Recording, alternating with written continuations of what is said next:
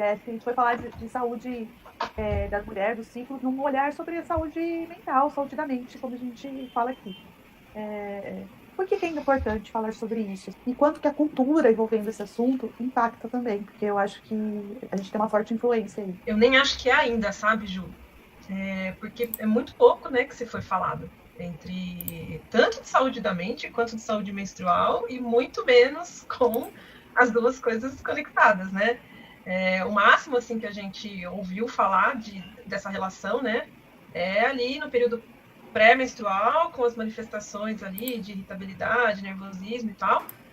Mas ninguém foi a fundo para entender por que a pessoa que menstrua, né, por que a mulher fica dessa maneira, né? Quais são os hormônios que estão ali influenciando ela naquele momento?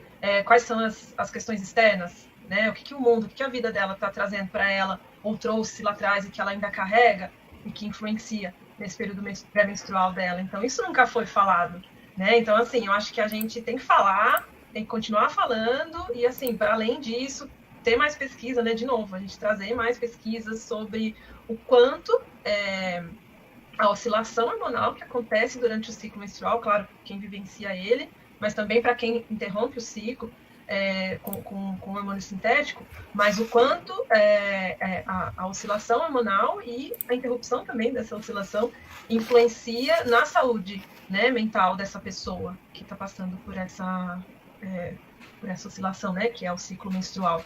Então, eu acho que, como eu falei no início, não é o quanto é importante ainda, porque muito pouco, né? A gente falou. E é interessante que tanto quando você fala de saúde menstrual, quando você fala de saúde emocional, mental, se você fala de saúde financeira, enfim, percebam que qualquer questão que envolva a autonomia das pessoas não é ensinado.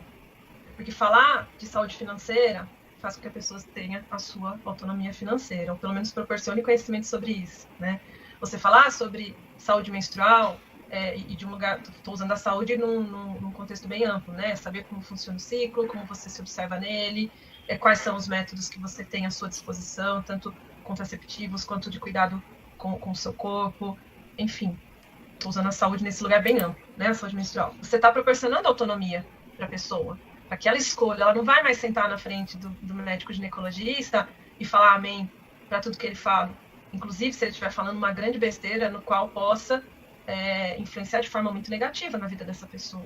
Quantas pessoas a gente não vê tratando questões de algum distúrbio, alguma disfunção em relação ao ciclo menstrual ou aos órgãos que envolvem de forma totalmente equivocada. E isso, às vezes, até prejudica a vida dela, né? Numa menor ou numa maior escala, existem diversos casos.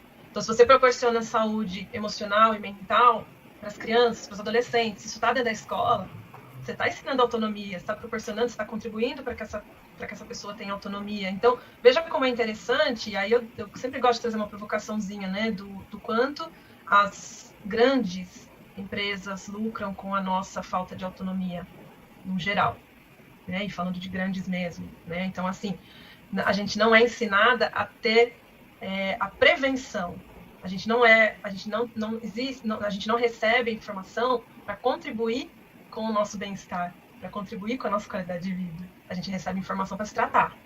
Então, vai se tratar, vai tomar remédio, vai gerar dinheiro, vai gerar lucro para uma determinada situação que está aí há décadas dominando as nossas vidas.